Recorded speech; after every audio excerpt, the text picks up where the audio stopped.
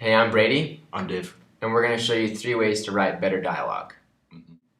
Number 1. Use specific dialogue words. This is a non-specific example of the use of dialogue words. You don't even care, she said. We could liven this up by saying something like, you don't even care, she fumed. All we did here was replace said with fumed so that the reader better understands how she expresses the words. Number 2. Break the dialogue into 2 parts. For example, one part, I just want to be able to share my opinion and ideas about what we do, but you always seem to shrug it off and act like what I say isn't important. And it's like you don't even care, she fumed.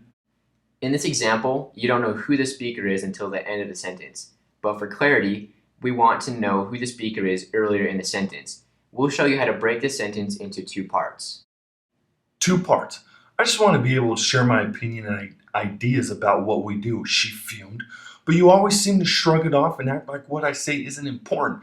And it's like you don't even care. What we did here is move the speaker from the end of the sentence closer to the beginning of the sentence so the reader knows who's speaking earlier on. Number 3. Use action words to show further communication.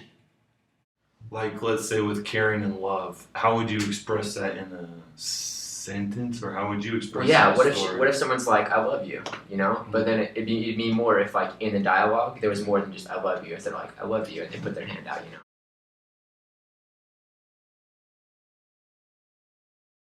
Yeah, like I remember this one time I asked a girl out even, and she was like, yeah. And instantly I'm just like, I think what you meant to say was no. Okay, typically, like when you ask a girl out, if it's positive or if it's affirmative, they're going to be a lot more excited. Like they might, they might raise their eyes, they might smile, and there's going to be like this light in their eyes, you know? And usually it's not going to come with like any hesitation.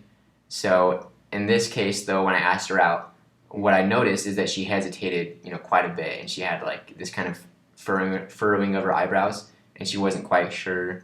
Like she was trying to think of an excuse almost, is what it seemed like. And then when she finally gave the response, it was like, yeah.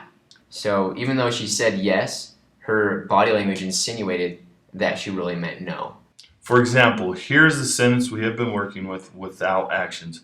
I just want to be able to share my opinion and ideas about what we do, she fumed. But you always seem to shrug it off and act like what I say isn't important. And it's like you don't even care. So here's how we can add some action to this sentence. I just want to be able to share my opinion and ideas about what we do, she fumed, her eyebrows furrowing in a frown, arms tightly crossed. But you always seem to shrug it off and act like what I say isn't important, and it's like you don't even care. All we added was her eyebrows furrowing in a frown, arms tightly crossed.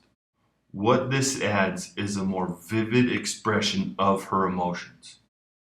Now just remember, number 1, use specific dialogue words. Number 2, break the dialogue into 2 parts. And number 3, use action words to express further communication.